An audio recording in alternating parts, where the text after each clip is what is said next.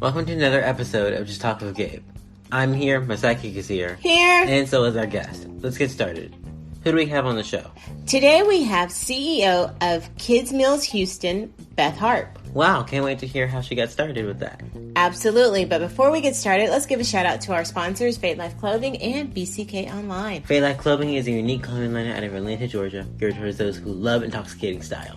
And BCK Online is a digital online magazine that keeps you in the know and up to date on the lives of young entrepreneurs, young entertainers, rising stars, parents, and much more. All right, go grab your snacks, sit back, relax, and enjoy the show.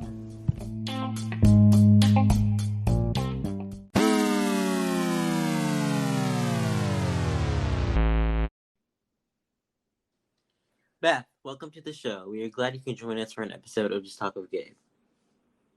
Thank you for having me. Thank you for being on. I know our listeners want us to dive right in, so let's get into it. You are the CEO of Kids Meals Houston. Tell us how you got involved with the organization.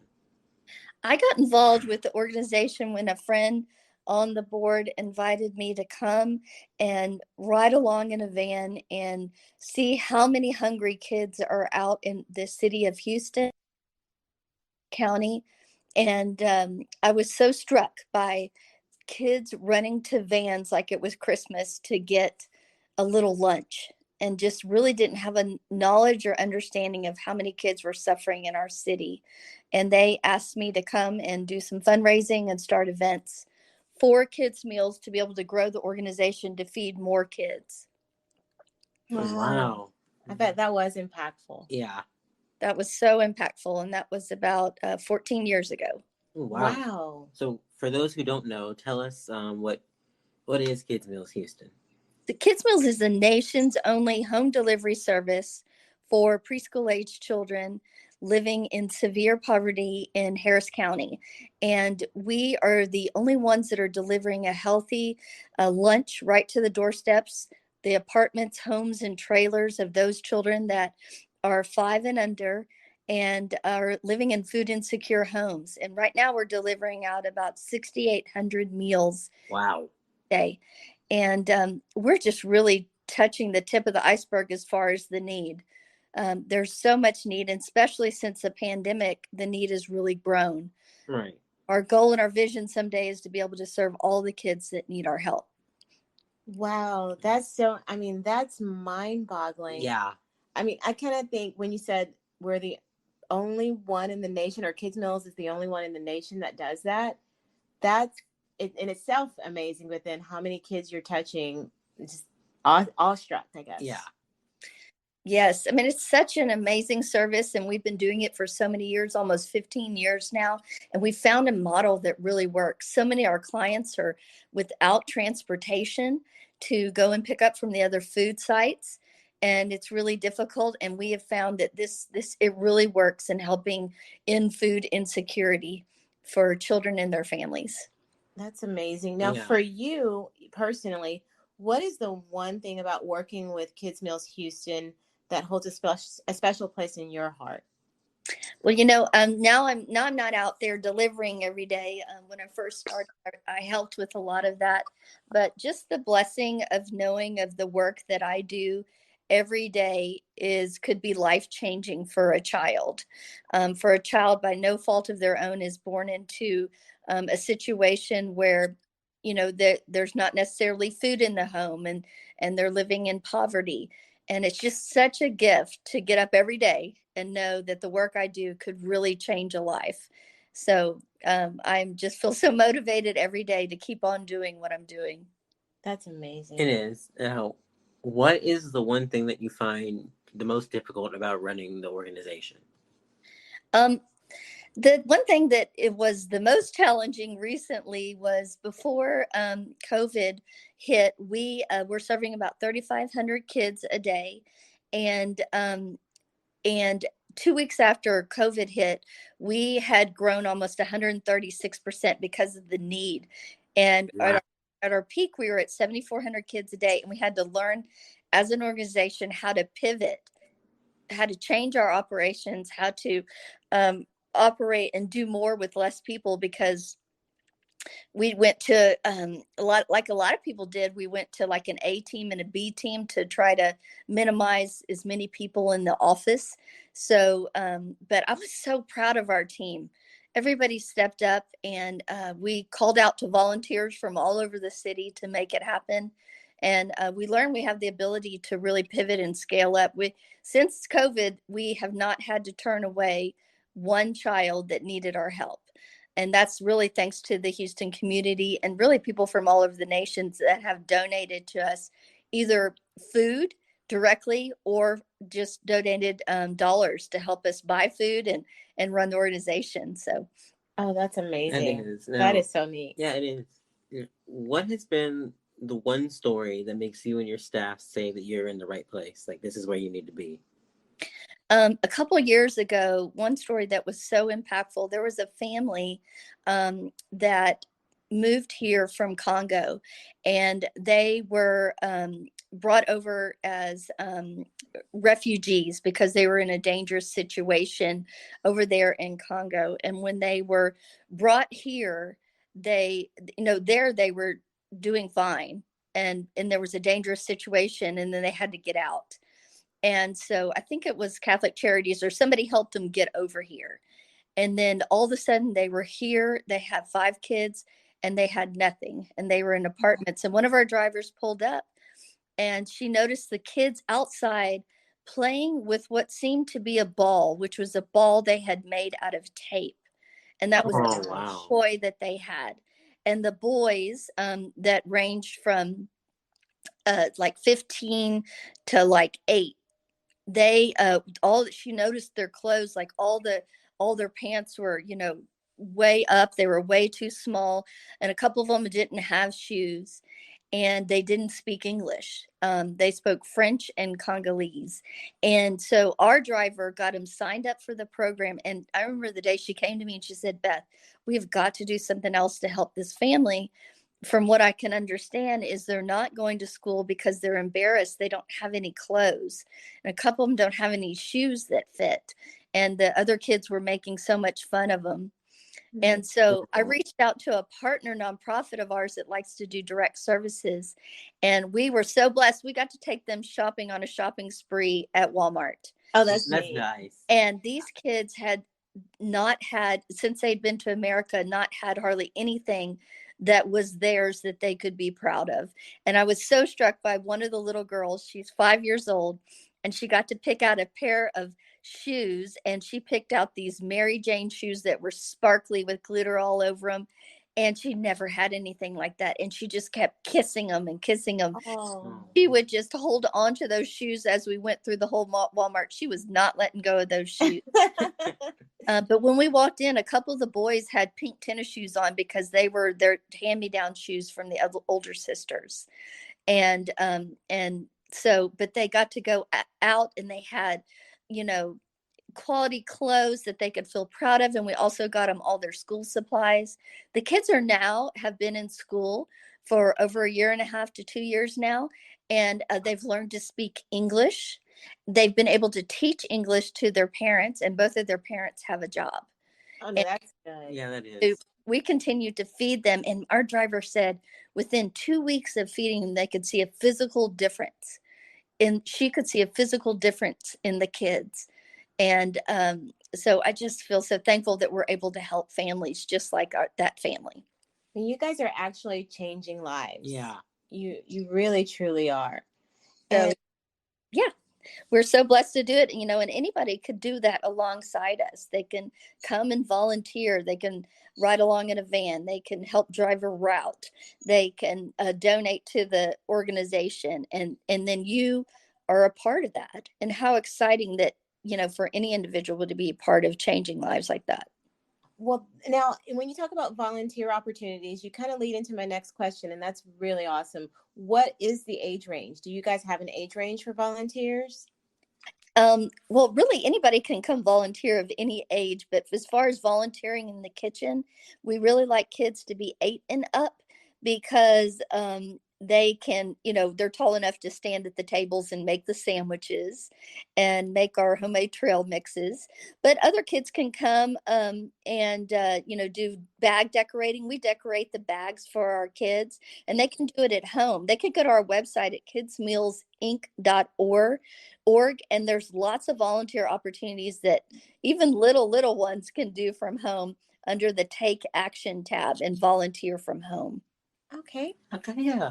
Now, Houston experienced a horrible winter storm, and it's been pretty bad. But have you seen the city bounce back, or are people still in need? 3 months later.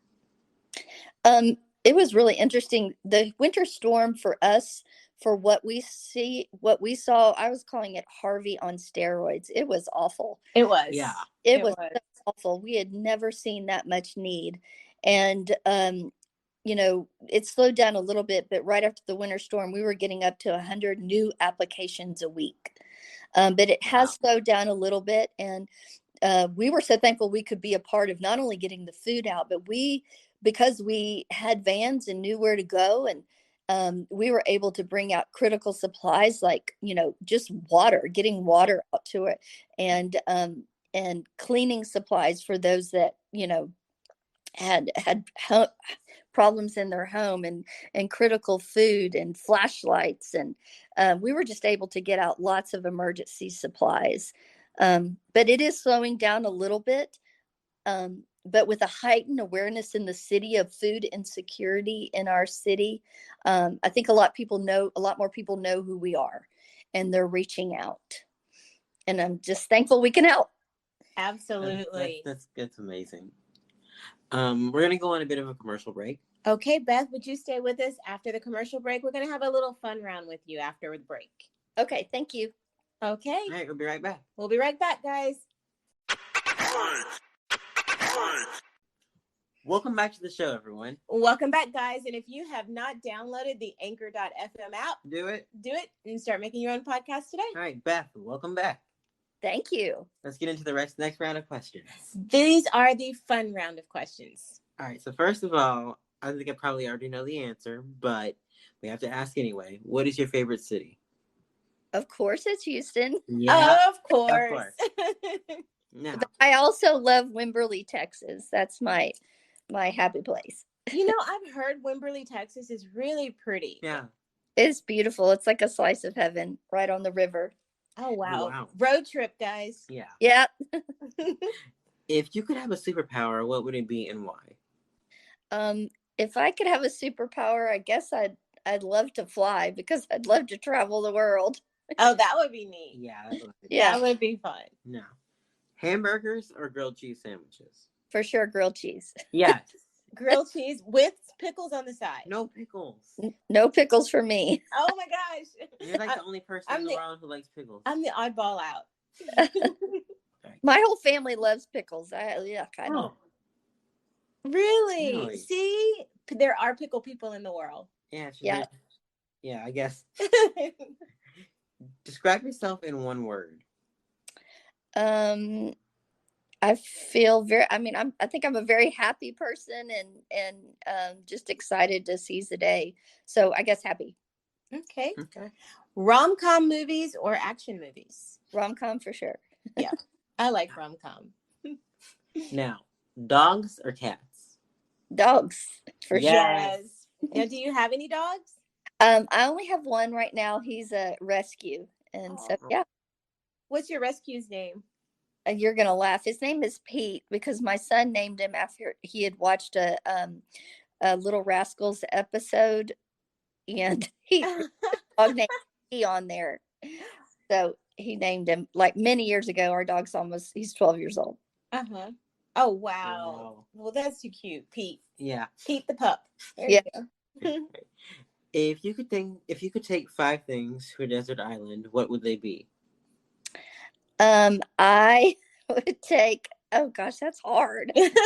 Well, I love caffeine, so I'd have to figure out how to take Diet Coke. Okay. And some water. And lots of matches, start some fires, and blankets and a tent. Okay. Okay. Those are some good ones. Those are. Now, if you could have dinner with anyone in the world, who would it be and why? They have to be alive, or they No, no, they could be whatever. Alive or dead? can we Any? forget? Okay, Mother Teresa. Oh, that's a good one. That is a good. Yes. I just so inspired by her just her servant heart. Yeah, Yeah, absolutely. That was that. Now that's been one of my favorite answers. That's a good one. Yeah, that is. Yeah. Oh, really? Okay. Travel the world or travel the country. World for sure. Okay. Now, where's the first place? There, say that 10 times. First place you'd want to go. We have family roots in Ireland, so I'd love to go to Ireland and Scotland. Me too. Yeah, I'd love to go there. That would be an awesome trip. There's even a little town, like a little fishing town named after our family. I mean, I understand it's like so small. It's probably got 10 people, but anyway, it's in Ireland. I'd like to go. Oh, that's pretty cool. That is, yeah. Now, chocolate cake or chocolate pie?